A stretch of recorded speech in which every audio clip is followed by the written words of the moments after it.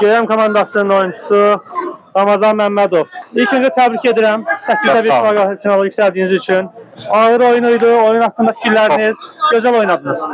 Bəli, oyundan əlavə birinci növbədə bu rəhmətlik Sabiti şərəfinə olan, onun anına olan yarışda biz GM komandası olaraq Sabitə Allahdan rəhmət, ailəsinə səbir, dostlarına, tanışlarına səbir diləyirik.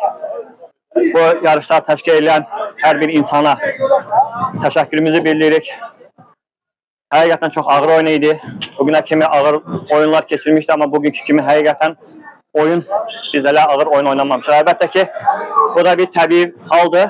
Çünki 8-də 1 oyunları da burada zəif komanda əlbəttə ki yoxdur. Fındıqlı komandasına uğurlar. Hər bir komandaya təbii ki, qalan komandalara uğurlar.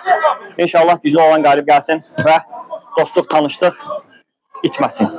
Çox sağ olun. Azərkeşlərinizi nə deyə bilərsiniz? Azərkeşlər təbii ki, hər bir bizi dəstəkləyən, bizə ürək-dirək verən, evindən işini tərgib gələn hər bir insana, hər bir azərkeşə çox böyük təşəkkürümüzü bildiririk.